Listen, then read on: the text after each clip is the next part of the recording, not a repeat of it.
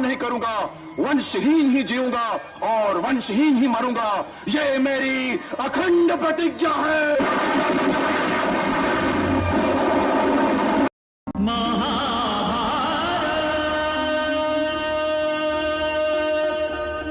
नमस्कार दोस्तों, कृपया आप मुझे पिता महाराज के विषय में कुछ बताएं। वे मेरी पुत्री सत्यवती से विवाह करना चाहती। तो फिर रुकावट क्या है? क्या पिता महाराज का हृदय और हस्तिनापुर का राजमहल आपको देवी सत्यवती के लिए छोटा दिखाई दे रहा है? यह आपने क्या कह दिया गंगापुत्र? तो फिर बस एक रुकावट है गंगापुत्र। और वो रुकावट है क्या?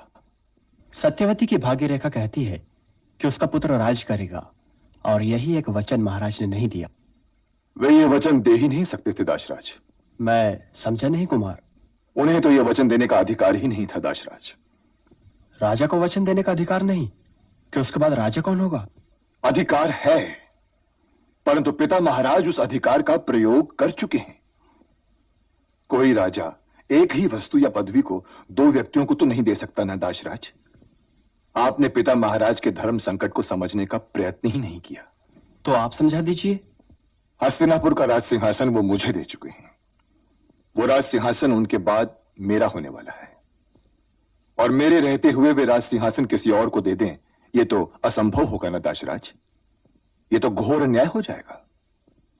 हाँ, मैं यदि चाहूं तो वो राज सिंहासन किसी को दे सकता हूं। इसलिए मैं आपको यह वचन देता हूं कि हस्तिनापुर का राज सिंहासन देवी सत्यवती और पिता महाराज के ज्येष्ठ पुत्र को ही मिलेगा।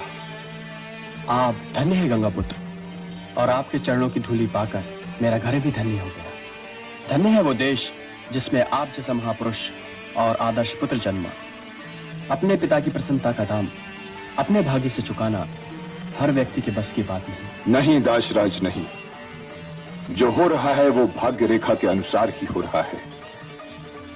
यदि हस्तिनापुर की राजगद्दी मेरे भाग्य में होती तो देवी सत्यवती की भाग्य रेखा उसका विरोध क्यों करती?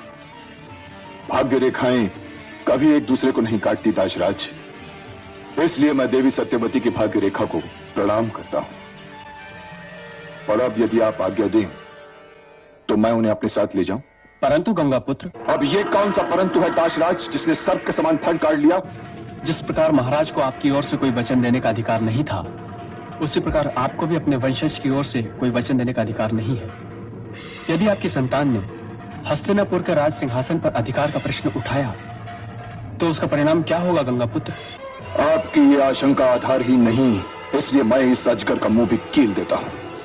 हाँ, मैं अपनी संतान की ओर से कोई वचन देने का अधिकारी नहीं, परंतु मैं संतानहीन रहने का अधिकारी तो हूं दाशराज।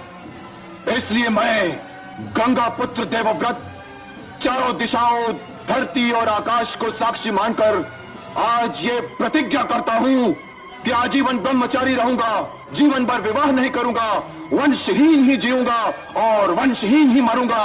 ये मेरी अखंड प्रतिज्ञा है।